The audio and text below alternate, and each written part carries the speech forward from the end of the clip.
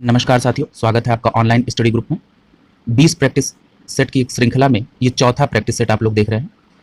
पूरा विश्वास है कि आप लोगों ने 3 प्रैक्टिस सेट को खत्म कर लिया होगा और आपको काफ़ी अच्छा अनुभव हो रहा होगा। घटना चक्र और इसके घटनासार और इसके प्रश्न को हल करने के बाद आपको ये महसूस हो रहा होगा कि हम ठीक-ठाक करंट अफेयर्स को आगे बढ़ा रहे हैं। आज की श्रृंखला में हम लोग प्रश्नों को उसी प्रकार से व्याख्या सहित देखेंगे। तो चलिए शुरू करते हैं आज का ये श्रृंखला। पहला प्रश्न है, होयसल मंदिरों को वर्ष 2022-23 के विश्व विरासत सूची के लिए भारत के नामांकन के तौर पर शामिल किया गया। यह किस राज्य में स्थित है? यानी पूछ रहा है कि होयसल मंदिर किस राज्य में स्थित है, तो ये कर्नाटक में स्थित है। विकल्प ए सही होगा। जैसे ही आपने कर्नाटक नाम सुना, आपको याद आ गया होगा, घटनासार में हम लोगों ने पढ़ा था कि पहला digital water data bank aquarium कहाँ पर स्थित है? कर्नाटक में स्थित है। आज आप लोगों को एक और बात अपडेट कर देता हूं कि भारत का पहला आर्टिफिशियल इंटेलिजेंस यानी AI robotics technology park Bengaluru Karnataka में स्थापित किया गया है। ठीक है, ये भी एक अपडेट हो गया कर्नाटक को लेकर। आगे चलते हैं। प्रश्न संख्या 2 देखिए, मतदाताओं के बीच जागरूकता फैलाने के लिए किस राज्य सरकार के मुख्य निर्वाचन अधिकारी द्वारा सेरा नामक शुभंकर का अनावरण किया गया? यानी सेरा नामक शुभंकर किस राज्य में अनावरण किया निर्वाचन आयोग ने? तो ये अनावरण किया पंजाब निर्वाचन अधिकारी द्वारा। यानी पंजाब राज्य के जो राज्य स्तरीय निर्वाचन अधिकारी होते हैं मुख्य, उनके द्वारा ये सेरा शुभंकर का अनावरण किया गया।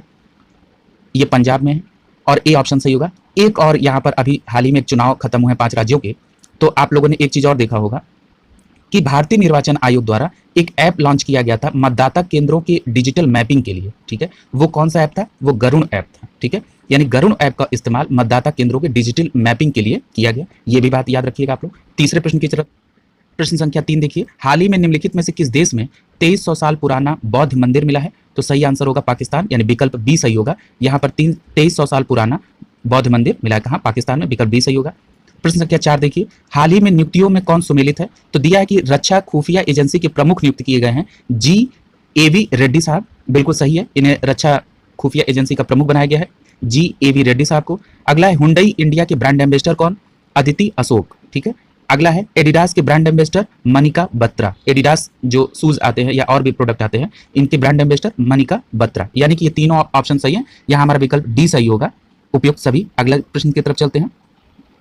आर्थिक सर्वेक्षण 2021-22 के अनुसार भारत की स्टार्टअप राजधानी के रूप में किस शहर ने बेंगलुरु को प्रतिस्थापित कर दिया है? ठीक है, यानी स्टार्टअप राजधानी अब बेंगलुरु की जगह दूसरी कौन सी हो गई है? तो वो कौन सा? विकल्प सी दिल्ली सही होगा। ठीक है, याद रखिएगा, ये प्रश्न महत्वपूर्ण है। इसके साथ एक और बात याद रखिएगा कि दिल्ली में माई ईवी पोर्टल शुरू किया गया है। ठीक है, ईवी फॉर होता है इलेक्ट्रॉनिक व्हीकल। इसके लिए क्या है कि जो इलेक्ट्रॉनिक ऑटो के पंजीकरण और खरीद के लिए माई ईवी पोर्टल दिल्ली सरकार ने चालू किया है, ये याद रखिएगा। प्रश्न संख्या 6 देखिए, करा कि निम्नलिखित में से भारत का पहला OECM साइट घोषित किया गया है किसको? तो ये घोषित किया गया है अरावली बायोडाइवर्सिटी पार्क को। ठीक है, यानी विकल्प बी सही होगा यहाँ पे। ठीक है, भारत का पहला OECM साइट कौन सा है? Aravalli biodiversity park. ठीक है, यानी विकल्प बी। प्रश्न संख्या 7 देखिए, भारत और बांग्लादेश की सीमा पर तीसरे बॉर्डर हाट की आधारशिला किस राज्य में रखी गई है? तो जो तीसरा बॉर्डर हाट है वो स्टैब्लिश किया गया है त्रिपुरा में। यहाँ विकल्प बी सही होगा। ठीक है, याद रखिएगा कि हाल ही में अभी केंद्रीय गृह मंत्री ने त्रिपुरा में महिलाओं को सरकारी नौकरी में 33% आरक्षण की घोषणा की थी। ठीक है, तो ये भी एक अतिरिक्त तथ्य जो है इसके साथ समाहित कर लीजिएगा। और ये भी याद रखिएगा कि भारत और बांग्लादेश की सीमा पर तीसरा बॉर्डर हाट जो है वो त्रिपुरा में स्टैब्लिश किया गया है, यानी विकल्प बी सही होगा। आगे देखिए, प्रश्न संख्या 8 की तरफ चल रहे हैं हम लोग। प्रश्न संख्या 8 है, हाल ही में पुनौरा धाम को स्वदेश दर्शन योजना के रामायण सर्किट में शामिल किया गया है। यह किस राज्य में स्थित है? कौन सा दर्शन, कौन सा धाम है? पुनौरा धाम। ठीक है, तो ये कहाँ स्टैब्लिश है? ये स्टैब्लिश है सीतामढ़ी बिहार में। ठीक है, यानी कि पहले ये पूछा जा सकता है कि पुनौरा धाम किस राज्य से संबंधित है? तो बिहार। बिहार में कहाँ से? सीतामढ़ी से। और चर्चा में क्यों आया? क्योंकि स्वदेश दर्शन योजना के तहत रामायण सर्किट में इसे शामिल किया गया। याद रखिएगा, इंपॉर्टेंट है। अगला प्रश्न देखिए, शीतकालीन ओलंपिक 2022 में एकमात्र भारतीय एथलीट्स आरिफ खान ने प्रतिस्पर्धा किया और उनका संबंध किस खेल से है? ठीक है, तो यहाँ सही आंसर होगा अल्पाइन स्कीइंग। ठीक है, अल्पाइन स्कीइंग में किसका नाम जुड़ता है? तो वो आरिफ खान का। ठीक है, और एकमात्र एथलीट से जिन्होंने शीतकालीन ओलंपिक 2022 में प्रतिभाग किया था। ये दोनों तरीके से इंपॉर्टेंट है। इस प्रश्न में 2 हिस्से बन सकते हैं कि शीतकालीन ओलंपिक में प्रतिभाग करने वाले एकमात्र भारतीय एथलीट का नाम, तो आरिफ खान। दूसरा प्रश्न बनता है कि किस खेल से संबंधित है? तो अल्पाइन स्कीइंग, यानी प्रश्न नंबर 9 का डी ऑप्शन सही होगा। प्रश्न संख्या 10 देखिए, करा आजादी के 75 वर्ष के अमृत महोत्सव के अवसर पर देश के अब तक के सबसे बड़े ड्रोन शो का आयोजन कहां पे किया गया? तो यहां सही जवाब होगा विकल्प बी, यानी लखनऊ में ड्रोन शो होगा। अब यहां पर जो पहले कुछ तथ्य ड्रोन से संबंधित पढ़े गए हैं उसको जरा यहाँ पे रिकॉल कर लेते हैं और क्या कंफ्यूजन होने की संभावना है उसको भी यहाँ दूर कर दिया जाए। पहली बात है कि अगर ये पूछेगा कि ड्रोन लर्निंग स्कूल कहाँ खोजा गया, तो आपका जवाब होगा ग्वालियर में खोला गया। यदि आपसे पूछा जाए कि पहला ड्रोन मेला कहाँ पे लगा, तो आपका जवाब ग्वालियर होगा। यदि आपसे पूछा जाए कि पहला ड्रोन शो कहाँ पे लगा, तो आपका जवाब लखनऊ होगा। यदि ये पूछा जाए कि पहली ड्रोन तकनीक किसके द्वारा विकसित की गई, तो आपका जवाब आईआईटी गुवाहाटी होना चाहिए। ठीक है, यानी ड्रोन से संबंधित जो भी प्रश्न बन सकते थे, ड्रोन मेला बोलेगा तो ग्वालियर, ड्रोन शो बोलेगा तो लखनऊ। ठीक है, ये हो गया आपसे ड्रोन से रिलेटेड।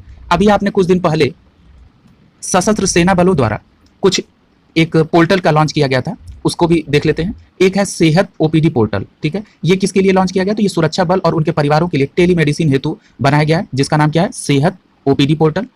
एक आपने सुना होगा सुपर 50 पहल। ठीक है, ये क्या है? तो इसके तहत भारतीय सेना जम्मू कश्मीर के बच्चों को निःशुल्क मेडिकल एग्जाम की तैयारी कराएगी। ठीक है, किसके तहत? सुपर 50 पहल के तहत। आजादी के अमृत महोत्सव में यहाँ पर ड्रोन और सेना से जुड़ा मैटर था, तो इसको कोरिलेट कर दिया गया। अगला प्रश्न संख्या 11 देखिए, यानी 10 का आंसर बी होगा।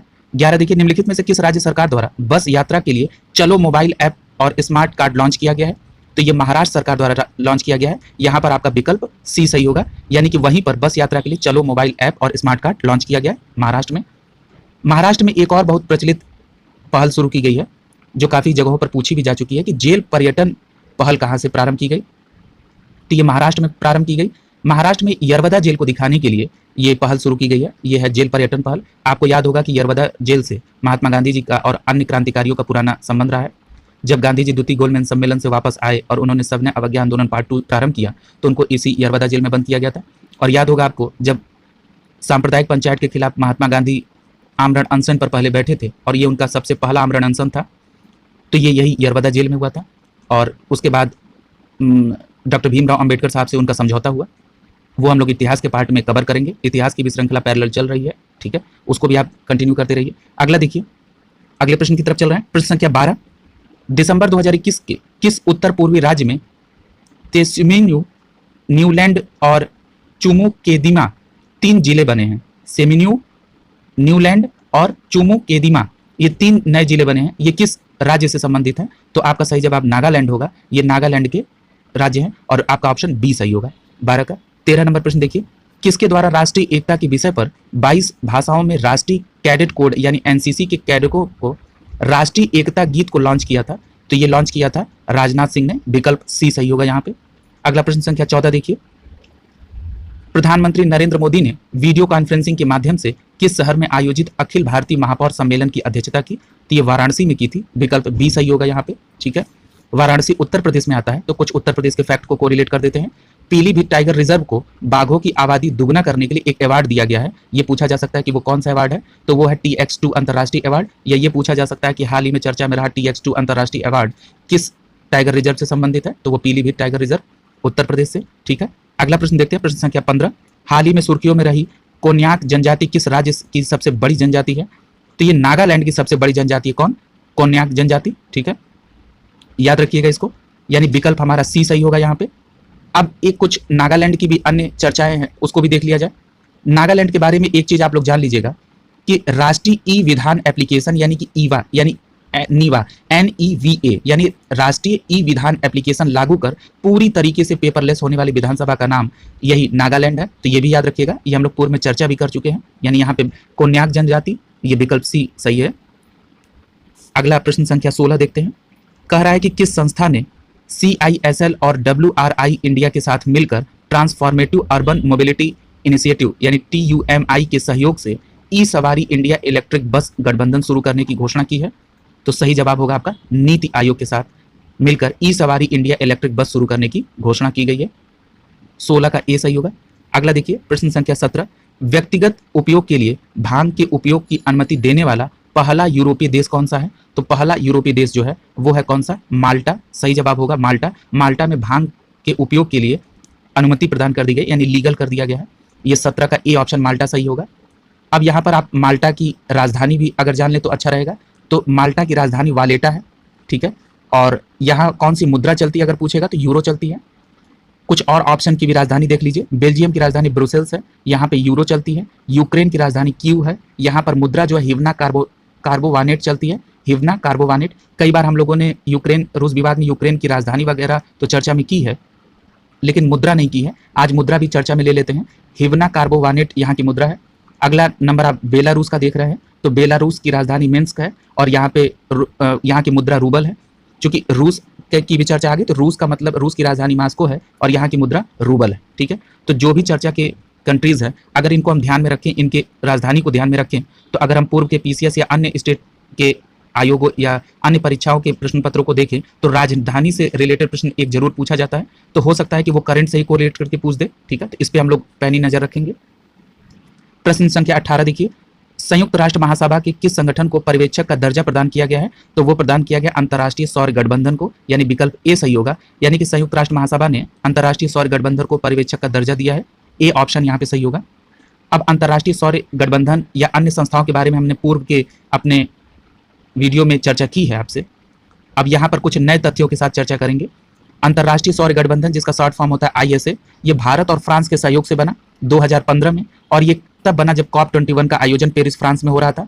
कॉप का अर्थ होता है कॉन्फ्रेंस ऑफ पार्टीज, और कॉप के बारे में डिटेल चर्चा हम लोगों ने पूर्व के वीडियोस में की है। इसके लिए आपको पहले की जो भी करंट से रिलेटेड वीडियो है उसको पहले प्राथमिकता देते हुए कंप्लीट कर लीजिए। अब इसका मुख्यालय पूछ सकता है, तो इसका मुख्यालय भारत में है, और इसका अंतरिम अगर सचिवालय पूछ दे आपसे तो आप गुरुग्राम बताएंगे। ठीक है, अगला नाम आप बिम्स्टेक का देख रहे हैं, तो बिम्स्टेक को जान लेते हैं कि बिम्स्टेक क्या चीज़ है। तो बिम्स्टेक की स्पेलिंग होती है BIMSTEC। ठीक है, और बिम्स्टेक का अगर सचिवालय आपसे पूछे तो आप ढाका बता देंगे। और बिम्स्टेक का जो एस्टेब्लिशमेंट है वो 1997 के बैंकॉक घोषणा के तहत किया गया। यानी कि हम साधारण शब्दों में कह सकते हैं कि 1997 में बैंकॉक घोषणा जो जारी की गई उसके तहत बिम्स्टेक अस्तित्व में आया। और बिम्स्टेक का फुल फॉर्म अगर आपसे कोई पूछे तो आप बता देंगे कि बंगाल की खाड़ी बहुक्षेत्रीय तकनीकी और आर्थिक सहयोग के लिए ये पहल शुरू की गई थी। यदि आपको इंग्लिश में जानना है तो bay of Bengal initiative for multi sector technical and economical cooperation. ठीक है, ये इसका फुल फॉर्म हो जाएगा। अब ये भी पूछा जा सकता है किसी पेपर में कि बिम्स्टेक में कितने सदस्य हैं, तो इसमें 7 सदस्य हैं। 5 सदस्य दक्षिण एशिया से हैं और 2 सदस्य जो है वो दक्षिण पूर्व एशिया से हैं। तो जो 5 सदस्य दक्षिण एशिया से हैं उनका नाम देख लीजिए, बांग्लादेश, भूटान, भारत, नेपाल, श्रीलंका। ठीक है, और जो 2 देश दक्षिण पूर्व एशिया से हैं वो म्यांमार और थाईलैंड, यानी कुल मिलकर ये इनकी संख्या 7 हो जाती है। अगला नाम आप क्वाड का देख रहे होंगे विकल्प सी में, तो क्वाड जो है इसका अगर आप फुल फॉर्म देखें तो क्वाड्रिलेटरल सिक्योरिटी डायलॉग है। ठीक है, और ये किस लिए इस्टेब्लिश किया गया था? तो ये हिंद प्रशांत क्षेत्र में जो भी गतिविधियां हो रही हैं उनको एक कंट्रोल वे में रखना, या आप अप्रत्यक्ष तौर पर यह भी कह सकते हैं कि जो चाइना अपनी दखलंदाजी इस क्षेत्र में बढ़ा रहा है उसको काउंटर करने के लिए क्वाड का गठन किया गया। और इसमें जो देश हैं वो कौन कौन से हैं? भारत है, अमेरिका है, जापान है और ऑस्ट्रेलिया है। इस प्रकार हम लोगों ने इस प्रश्न को होलिस्टिक अप्रोच में पूरा किया। अब यहाँ पर आप बिम्स्टेक के बारे में एक और फैक्ट इंक्लूड कर लीजिए कि जो 5वां बिम्स्टेक शिखर सम्मेलन हुआ था ये 2022 में मार्च में हुआ है और इसकी अध्यक्षता श्रीलंका ने की थी। और ये जो 5वां बिम्स्टेक शिखर सम्मेलन का आयोजन हुआ इसका विषय क्या है? तो towards a resilient region prosperous economies healthy people. ठीक है, इसका विषय था। ठीक है, 5वां बिम्स्टेक शिखर सम्मेलन मार्च 2022 में श्रीलंका में। ठीक है, towards resilient region prosperous economies healthy people. ठीक है, ये इसका विषय था, याद रखिएगा। अगला प्रश्न यहाँ पे उठता है, प्रश्न संख्या 19 देखिए, किस देश ने counter terrorism and translation crime विषय पर बिम्स्टेक संयुक्त कार्य समूह की 9वीं बैठक की मेजबानी की थी? तो वो कौन सा देश है? तो वो यहाँ पे सही ऑप्शन आपका होगा भूटान, यानी कि बी ऑप्शन सही है। वहां अभी हमने आपको बताया था कि बिम्स्टेक का 5वां शिखर सम्मेलन था, वो उसकी मेजबानी किसने की थी? तो उसकी मेजबानी श्रीलंका ने की थी। और यहाँ पर आपसे पूछा जा रहा है कि जो counter terrorism and translation crime के लिए जो 9वीं बैठक की गई थी संयुक्त कार्य समूह की, वो कहाँ पे हुई थी? तो ये भूटान में हुई थी। बी, एक ही जगह दोनों को कोरिलेट कर दिया गया ताकि गलती ना हो। अगला प्रश्न देखिए, हाइड्रोजन ऊर्जा नीतियों, बुनियादी ढांचे के विकास और चुनौतियों पर पहले अंतर्राष्ट्रीय सम्मेलन का आयोजन कहाँ पर किया गया? तो ये नई दिल्ली में किया गया। ठीक है, एक बात और यहाँ याद रखिएगा कि जब यहाँ पर हाइड्रोजन की बात हुई तो आपको यह भी मालूम होना चाहिए कि भारत का पहला बायोमास आधारित हाइड्रोजन संयंत्र मध्य प्रदेश के खंडवा में स्टैब्लिश किया जा रहा है। ठीक है, तो दोनों बातों को याद रखिएगा कि जो हाइड्रोजन ऊर्जा पर पहले अंतर्राष्ट्रीय सम्मेलन का आयोजन नई दिल्ली में हुआ और भारत का पहला बायोमास आधारित जो हाइड्रोजन संयंत्र है ये मध्य प्रदेश के खंडवा में लगा है। ठीक है, चलिए आगे चलते हैं प्रश्न संख्या 21 की तरफ। केंद्रीय सड़क एवं परिवहन राजमार्ग मंत्रालय के मंत्री नितिन गडकरी के किस शहर में ईस्टर्न पेरिफेरल एक्सप्रेसवे पर भारत का पहला इंटेलिजेंट ट्रांसपोर्ट सिस्टम लॉन्च किया है? तो ये लॉन्च किया है गाजियाबाद में। Intelligent transport system. इसके तहत क्या होगा कि ट्रैक कर लिया जाएगा कि गाड़ी कहाँ से कहाँ तक इस एक्सप्रेस हाईवे पर चली है, उस हिसाब से उसे टोल चार्ज किया जाएगा। ठीक है, तो ये गाजियाबाद में इस्टेब्लिश किया गया, याद रखिएगा उत्तर प्रदेश में है, इसलिए उत्तर प्रदेश के हिसाब से ये काफी इंपॉर्टेंट हो जाता है।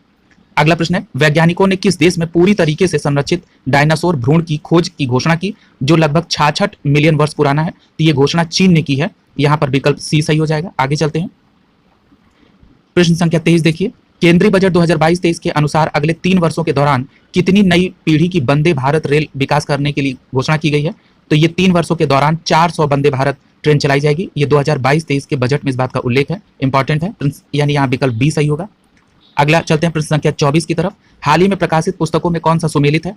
देखिए, पहला है the monk who transformed UP, ये लिखा है शांतनु गुप्ता जी ने।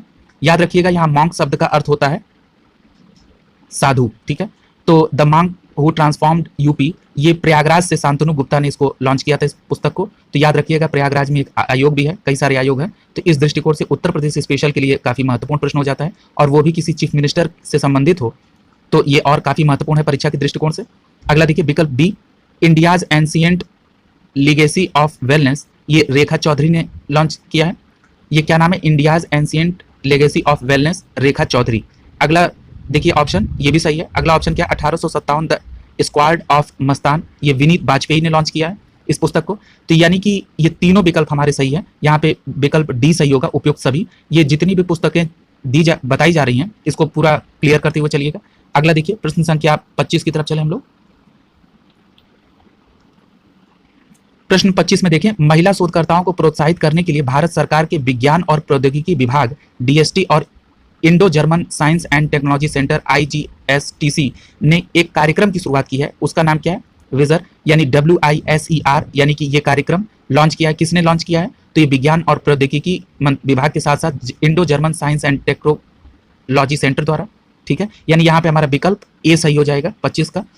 प्रश्न संख्या 26 देखिए, कह रहा है कि भारत वन रिपोर्ट 2021 में भारत में वनावरण कुल भौगोलिक क्षेत्रफल में कितना है? तो याद होगा आपको प्रैक्टिस सेट 3 में प्रश्न संख्या 1 के विश्लेषण में करते समय हमने इन सभी संभावित प्रश्नों पर चर्चा की थी। तो यानी आपने देखते यहाँ पे अंदाज लगा लिया होगा कि यहाँ पे विकल्प सी सही होगा, यानी 21.71% वाले इलाके पर वनावरण है। यदि आपने नहीं देखा हो तो प्रैक्टिस सेट 3 में इसका पूरा डिटेल विश्लेषण भी किया गया है। अगला देखते हैं प्रश्न संख्या 27, कह रहा है कि 32 वर्षों के बाद भारत नौसेना द्वारा किस युद्धपोत को सेवा मुक्त किया गया जिसे दादरा और नागर हवेली और दमन और दीव शासन को सौंप दिया गया और इसे संग्रहालय के रूप में परिवर्तित कर दिया गया है? तो इसका सही आंसर क्या होगा? INS खुकरी, यानी कि ए ऑप्शन सही होगा। INS खुकरी को एक संग्रहालय में तब्दील कर दिया गया है। और किसे दे दिया गया? दादर नागर हवेली और दमन दीव को। अब ये दोनों मिलकर एक केंद्र शासित प्रदेश हो गए। इस प्रकार हमारे यहाँ 28 राज्य और 8 केंद्र शासित प्रदेश हैं। अगला प्रश्न देखिए 28 नंबर, कैम्ब्रिज डिक्शनरी द्वारा किसे वर्ड ऑफ ईयर 2021 के लिए चुना गया है? तो इसके लिए परसिवरेंस को चुना गया है। ठीक है, यानी कि सी ऑप्शन यहाँ पे सही होगा। याद रखिएगा इस तरह के प्रश्न पूछे जाते हैं एग्जाम में। प्रश्न संख्या 29 को देखिए, rights and risk analysis group द्वारा जारी इंडिया प्रेस फ्रीडम रिपोर्ट 2021 के अनुसार किस राज्य में पत्रकारों पर सबसे ज्यादा हमले हुए हैं? तो वो सबसे ज्यादा हमले जम्मू कश्मीर में हुए हैं। यहाँ पर विकल्प बी सही हो जाएगा। और ये किसके द्वारा रिपोर्ट जारी की गई? तो rights and risk analysis group द्वारा जारी की गई है इंडिया प्रेस फ्रीडम रिपोर्ट 2021। बात जब जम्मू कश्मीर की हो गई तो जम्मू कश्मीर से संबंधित चर्चाएं जो पूर्व में की गई हैं या कुछ नई चर्चाओं को भी शामिल किया जाए। जब हम लोग घटनासार कर रहे थे तो उस समय हम लोगों ने ये देखा था कि यूनेस्को के रचनात्मक शहरों की सूची में श्रीनगर को शामिल किया गया है जो जम्मू कश्मीर में है। तो अब इतनी बात हम लोगों ने देखी थी तो कुछ और बात ऐड ऑन कर लेते हैं। अगर हम लोग श्रीनगर को जोड़ते हैं यूनेस्को के रचनात्मक शहरों की सूची में तो भारत में इस प्रकार के 6 शहरों को शामिल कर लिया जा चुका है, यानी ये 6ठा शहर होगा। तो आपके मन में प्रश्न उठेगा तो ठीक है 5 शहरों का और नाम बता दीजिए। तो नोट कर लीजिए कि पहला शहर मुंबई, फिर चेन्नई, हैदराबाद, वाराणसी, जयपुर और अब श्रीनगर को भी जोड़ लिया गया। मैं रिपीट कर दे रहा हूँ, मुंबई, चेन्नई, हैदराबाद, वाराणसी, जयपुर और श्रीनगर को जोड़ लिया गया।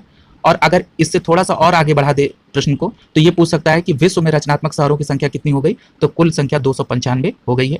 इस प्रकार ये प्रश्न कंप्लीट हुआ। अगला देखिए प्रश्न संख्या 30, हाल ही में लॉन्च मिशन इंद्रधनुष 4.0 का उद्देश्य किस वर्ग के व्यक्तियों को लाभ पहुंचाने से है? तो मिशन इंद्रधनुष 4.0 का संबंध बच्चे और गर्भवती महिलाओं को लाभ पहुंचाने के लिए, यानी विकल्प डी सही होगा, ए और बी दोनों। जैसे ही आपने मिशन इंद्रधनुष सुना वैसे एक बात आपको याद दिला दूं कि मिशन इंद्रधनुष के तहत जो टीकाकरण के मामले में उड़ीसा को पूरे भारत में शीर्ष स्थान पर मिला है। ठीक है, तो ये भी बात आपको रिलेट करके चलिएगा। प्रश्न संख्या 31 देखिए, हाल ही में किस केंद्रीय मंत्री को 18वां स्वर्गीय माधवराव लिमे पुरस्कार प्रदान किया गया है? एक बार और इसको बोल देता हूं, केंद्रीय मंत्री वो कौन है जिन्हें 18वां स्वर्गीय माधवराव लिमे पुरस्कार दिया गया है? माधवराव लिमे पुरस्कार नितिन गडकरी साहब को दिया गया है। यह प्रश्न 31 का सी ऑप्शन सही होगा। यहाँ पे भारत की पहली हाइड्रोजन ईंधन सेल से जो इलेक्ट्रॉनिक वाहन के बारे में हम लोगों ने घटनासार में पढ़ा था, वो नितिन गडकरी साहब ही लेके आए थे, इसको उन्होंने ही लॉन्च किया है और उसका नाम हम लोगों ने क्या पढ़ा था? Toyota Mirai. ठीक है, तो ये याद रखिएगा कि टोयोटा मिराई को भी लॉन्च किया, ये हाइड्रोजन ईंधन सेल से चलने वाली है। और एक और आप यहाँ फैक्ट मिल गया आपको कि 18वां स्वर्गीय माधवराव लिमे पुरस्कार नितिन गडकरी साहब को, यानी 31 का सी सही होगा। अगला देखिए, प्रश्न संख्या 32 में दिया है कि फरवरी 2022 में किस देश में गेहूं वितरण के लिए संयुक्त राष्ट्र के विश्व खाद्य कार्यक्रम के साथ एक समझौता किया गया? तो ये समझौता किया गया है अफगानिस्तान के साथ। ठीक है, वहां भारत गेहूं पहुंचा रहा है। ठीक है, और ये समझौता हुआ संयुक्त राष्ट्र के विश्व खाद्य कार्यक्रम के साथ। अगला देखिए, प्रश्न संख्या 33 को देखिए, दिया कि केंद्रीय बजट 2022-23 की घोषणा के अनुसार अगले 3 साल में कितनी नई ऊर्जा कुशल वंदे भारत ट्रेन शुरू की जाएगी? ये प्रश्न रिपीट कर दिया, यहाँ पे आंसर आपका सी 400 होगा। अगला प्रश्न देखिए, अगला प्रश्न है, हाल ही में राष्ट्रीय ऊर्जा संरक्षण पुरस्कार 2021 किस हवाई अड्डे को प्राप्त हुआ है? तो ये हैदराबाद इंटरनेशनल हवाई अड्डे को ये प्राप्त हुआ है, यानी यहाँ पे 34 का विकल्प बी सही होगा। ठीक है, अब हैदराबाद को राष्ट्रीय ऊर्जा संरक्षण पुरस्कार 2021 मिला है। तो हैदराबाद तेलंगाना में स्थित है और वहाँ पर एक योजना चलाई गई है जिसके तहत 100% स्वामित्व वाले भारत का पहला औद्योगिक पार्क खोला गया है। ठीक है, कहाँ पर? तेलंगाना के हैदराबाद में। ठीक है, 100% स्वामित्व वाला भारत का पहला औद्योगिक पार्क हैदराबाद में, और यहाँ पे राष्ट्रीय ऊर्जा संरक्षण पुरस्कार 2021 हैदराबाद इंटरनेशनल एयरपोर्ट, विकल्प बी सही होगा। अगला देखिए, प्रश्न संख्या 35 में दे रहा है, हाल ही में किस केंद्रीय जेल ने अपना रेडियो चैनल जेलवाड़ी FM शुरू किया है? तो ये काफी चर्चा में रहा, ये विकल्प डी सही होगा, इंदौर। यहाँ पे इसने अपना जेल में एक रेडियो चैनल खोला है जिसका नाम है FM जेलवाड़ी FM। अगला प्रश्न देखिए, भारत में 100% प्लास्टिक वेस्ट न्यूट्रल कंपनी बनाने के लिए पहली भारतीय उपभोक्ता वस्तु कंपनी बनी है, कौन सी? तो इसका सही जवाब आपका क्या होगा? डाबर। ये हम लोग घटनासार में भी पढ़ चुके हैं। ठीक है, ये भारत में 100% प्लास्टिक वेस्ट न्यूट्रल कंपनी बनाने वाली पहली कंपनी है। अगला देखिए, खादी के ब्रांड एम्बेसडर के रूप में किसे नामित किया गया है? तो खादी के ब्रांड एम्बेसडर के रूप में मनोज तिवारी को नामित किया गया, यहाँ विकल्प ए सही होगा। अगला 38 नंबर देखिए, तंबाकू छोड़ने में मदद के लिए WHO द्वारा कौन सा ऐप लॉन्च किया गया है? तो यहाँ पर आपका विकल्प बी सही होगा, क्विट तंबाकू टोबैको। ठीक है, क्या ऑप्शन होगा? ऑप्शन बी होगा, क्विट टोबैको। ठीक है, यहाँ पर हम 39 नंबर प्रश्न की तरफ चलें। निम्नलिखित में से किस राज्य और केंद्र शासित प्रदेश की पुलिस द्वारा स्मार्ट कार्ड शस्त्र लाइसेंस और शस्त्र ऐप लॉन्च किया गया है? तो ये स्मार्ट कार्ड शस्त्र लाइसेंस और शस्त्र ऐप जो है वो दिल्ली पुलिस द्वारा, ठीक है, ये दिल्ली सरकार की पुलिस द्वारा, और दिल्ली सरकार चूंकि केंद्र शासित प्रदेश होने के नाते और वहाँ पर चूंकि काफ़ी VIPs का मूवमेंट है, इसलिए दिल्ली की पुलिस जो है वो सेंट्रल के पास रहती है, यानी गृह मंत्रालय के अंतर्गत आती है। अगला प्रश्न 40 देखिए, त्रिशूल और गरुड़, जैसे आपने नाम सुना आपको याद आ गया, ये हम लोग पढ़ चुके हैं। ये किस रेलवे द्वारा शुरू की गई 2 लंबी दूरी की ट्रेनें हैं? तो इसका संबंध है आपके दक्षिण मध्य रेलवे से, यानी विकल्प बी सही हो जाएगा, उसी ने त्रिशूल और गरुड़ चलाई है। यहाँ पर एक प्रश्न और रेलवे से संबंधित आपको ध्यान होना चाहिए कि भारतीय रेलवे ने अपना पहला Gatishakti multi modal cargo terminal Asansol division में थापर नगर झारखंड में स्टैब्लिश किया है। ये एक नया है, ये गतिशक्ति मिशन भारत सरकार ने लॉन्च किया था, प्रधानमंत्री महोदय ने, उसी के तहत जो है भारतीय रेलवे ने अपना पहला Gatishakti multi modal cargo terminal Thapar Nagar Jharkhand में स्टैब्लिश किया है। अगला चलते हैं प्रश्न संख्या 41 की तरफ। WEF यानी world economic forum Davos agenda 2022 में प्रधानमंत्री नरेंद्र मोदी द्वारा P3 मूवमेंट की शुरुआत करने की बात की गई है, और ये P3 का फुल फॉर्म क्या है, यानी P3 का क्या तात्पर्य है? तो यहाँ P3 का तात्पर्य है प्रो प्लानेट पीपल। ठीक है, P फॉर प्रो, दूसरे P फॉर प्लानेट और तीसरे P फॉर पीपल, यानी कि यहाँ पर सी विकल्प सही हो जाएगा 41 का। प्रश्न संख्या 42 देखिए, वन्य जीव कार्य योजना 2021-30 जारी करने वाला पहला राज्य कौन सा बन गया है? तो वो पहला राज्य बन गया है महाराष्ट्र, यानी सी ऑप्शन सही होगा। महाराष्ट्र सरकार ने वन्य जीव कार्य योजना 2021-30 जारी की है। ठीक है, अब यहाँ पर वन्य जीव की चर्चा आ गई तो एक फैक्ट और हम आप लोगों को बताना चाहेंगे, काफी परीक्षा के दृष्टिकोण से महत्वपूर्ण है। राष्ट्रीय वन्य जीव बोर्ड की स्थायी समिति ने 5 अक्टूबर को राष्ट्रीय डॉल्फिन दिवस मनाने की घोषणा की है। याद रखिएगा, अगर आपसे परीक्षा में पूछ दे कि राष्ट्रीय डॉल्फिन दिवस कब मनाया जाएगा, तो आपका सही जवाब होना चाहिए 5 अक्टूबर, और ये डिसाइड किसने किया है? तो राष्ट्रीय वन्य जीव बोर्ड की स्थायी समिति द्वारा। इस प्रकार के जो अतिरिक्त प्रश्न हैं इससे संबंधित वो कोरिलेट किए जाते रहे। अगला देखिए, प्रश्न संख्या 43, कृषि अपशिष्ट को जैव उत्पादों में परिवर्तित कर प्रौद्योगिकी विकसित करने के लिए वर्ष 2021 में अर्थ शॉर्ट पुरस्कार किसे सम्मानित किया गया? तो ये सम्मानित किया गया है किसको? विद्युत मोहन को, यानी यहाँ पर विकल्प ए सही हो जाएगा, ठीक है। यानी विद्युत मोहन जी को कृषि अवशिष्ट को जैविक उत्पादों में परिवर्तित करने के लिए प्रौद्योगिकी विकसित करने के लिए कौन सा पुरस्कार दिया गया? अर्थ शॉर्ट पुरस्कार 2021 दिया गया विद्युत मोहन को। यहाँ पे नाम सही कोरिलेट हो रहा है, अर्थ मतलब जमीन और शॉर्ट मतलब करंट जैसा, तो यानी नाम भी विद्युत मोहन है, तो कोरिलेट कर लीजिएगा आप लोग। यहाँ पे विकल्प ए सही होगा। अगले प्रश्न की तरफ चल रहे हैं हम लोग। प्रश्न संख्या 44 देखिए, लिखा हाल ही में प्रकाशित पुस्तकों में कौन सुमेलित है? पहला है हिटलर एंड इंडिया, ये लिखा है वैभव पुरंदरे ने, ठीक है। यानी अगर आपसे पूछा जाए कि हिटलर एंड इंडिया किसने लिखा, तो आपका जवाब होना चाहिए वैभव पुरंदरे। अगला है Sir Ahmad Khan reason religion and nation, ये लिखा है सैफी किदवई ने। क्या नाम है पुस्तक का? Sir Ahmad Khan reason religion and nation, ये किसने लिखा है? सैफी किदवई ने। अगला नाम देखिए, actually I meet them a mirror, तो क्या किसके द्वारा लिखा गया है? तो ये गुलजार साहब के द्वारा लिखा गया है, ठीक है। यानी यहाँ तीनों विकल्प सही है, यहाँ हमारा सही आंसर होगा डी, यानी उपयुक्त सभी 44 का डी ऑप्शन। अगला देखिए 45 में कह रहा है कि डिजिटल प्रभाव पर अंतर्राष्ट्रीय सम्मेलन और प्रदर्शनी फ्यूचर टेक 2021 का आयोजन कहाँ पे किया गया? तो ये आयोजन किया गया कहाँ पे, किसके द्वारा किया गया? तो ये किया गया भारतीय उद्योग परिसंघ के द्वारा। यानी एक बार और इसको बता देते हैं कि भारतीय उद्योग परिसंघ द्वारा फ्यूचर टेक 2021 का आयोजन किया गया, ठीक है। और ये किस लिए किया गया? तो ये डिजिटल प्रभाव पर एक अंतर्राष्ट्रीय सम्मेलन और प्रदर्शनी थी, ये भारतीय उद्योग परिसंघ, यानी विकल्प सी सही होगा 45 का। प्रश्न संख्या 46 देखिए, विश्व के पहले सबसे बड़े क्रिकेट बैट का अनावरण किस शहर में हुआ? यानी विश्व का जो सबसे बड़ा क्रिकेट बैट है उसका अनावरण कहाँ किया गया? तो यहाँ का सही जवाब होगा हैदराबाद, यानी सी ऑप्शन सही होगा। हैदराबाद से संबंधित अभी हम लोगों ने पूर्व में देखा था कि जो तेलंगाना हैदराबाद में पड़ता है, हैदराबाद तेलंगाना में पड़ता है, वहाँ 100% स्वामित्व वाले जो भारत का पहला औद्योगिक पार्क है वो खोला गया था। यहाँ हैदराबाद से एक और बात याद रखिएगा कि IIT हैदराबाद ने जीवन लाइट एक उपकरण बनाया है। ये क्या है? ये स्मार्ट वेंटिलेटर है, ठीक है। जीवन लाइट नामक एक स्मार्ट वेंटिलेटर किसने बनाया? तो ये IIT हैदराबाद ने बनाया यहाँ। और यहाँ पर 46 में कह रहा है कि विश्व का सबसे बड़ा क्रिकेट बैट हैदराबाद में, यानी विकल्प सी सही होगा। प्रश्न संख्या 27 देखिए, निम्नलिखित में से किस वैज्ञानिक को फोरामिनिफेरल रिसर्च में उत्कृष्टता के लिए 2022 में जोसेफ ए कुशमैन अवार्ड से सम्मानित किया गया? तो जोसेफ ए कुशमैन अवार्ड 2022 से सम्मानित किया गया है राजीव निगम को, यहाँ पे डी ऑप्शन आपका सही होगा, याद रखिएगा। अगला है, निम्नलिखित में से किस मंत्रालय ने उद्यमिता को बढ़ावा देने के लिए युवाओं की भागीदारी को बढ़ाने के लिए एक नई राष्ट्रीय स्तर पर जागरूकता अभियान संभव शुरू किया है? यहाँ सही जवाब होगा आपका बी, MSME मंत्रालय द्वारा। यहाँ आपसे पूछा जा सकता है कि हाल ही में चर्चा में रहा संभव कार्यक्रम किसके लिए है? तो ये आप बताइएगा कि उद्यमिता को बढ़ावा देने के लिए, युवाओं की भागीदारी को और बढ़ाने के लिए। फिर पूछेगा कि, या दूसरा प्रश्न पूछ सकता है कि संभव कार्यक्रम किस मंत्रालय से संबंधित है? तो आप MSME मंत्रालय बता देंगे।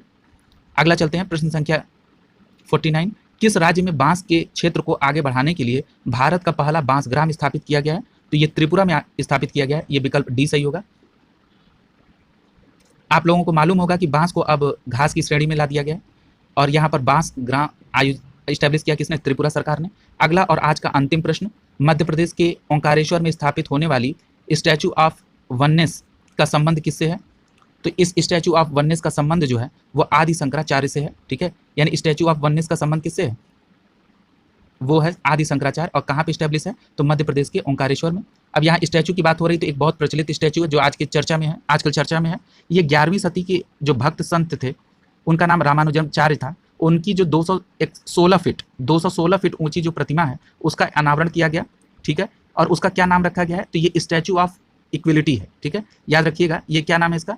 स्टैचू ऑफ इक्वलिटी, ठीक है। इसका अनावरण किया गया है। अब प्रश्न उठता है कि जो ये स्टैचू ऑफ इक्वलिटी है ये कहाँ पर इस्टेब्लिश की गई है? तो ये हैदराबाद में इस्टेब्लिश की गई है। और कितने फीट ऊंची है? तो 216 फीट ऊंची है, ठीक है। और ये जो रामानुजाचार्य हैं ये 11वीं सदी के भक्ति संत हैं, ठीक है। और यहाँ पर स्टैचू ऑफ वननेस की बात हो रही है, तो ये आदि शंकराचार्य जी से संबंधित है। और ये कहाँ स्टैब्लिश की गई है? तो ये मध्य प्रदेश के ओंकारेश्वर में, क्योंकि इधर कई सारे स्टैचू स्टैब्लिश किए गए तो उनका भी परीक्षा से सीधा संबंध है। तो इसलिए इस प्रकार के प्रश्नों को हम लोग को रिलेट करते हुए चलेंगे। आज का सेशन आप लोगों को निश्चित तौर पर पसंद आया होगा, और पसंद आया हो तो वीडियो को लाइक कर दिया करिए, और इस पूरे सेशन को पूरे अपने मित्रों में बिल्कुल शेयर कर दीजिए, ताकि ये सेशन हर तरीके से कामयाब हो और ऑनलाइन स्टडी ग्रुप अपना विस्तार ले। आप लोगों का बहुत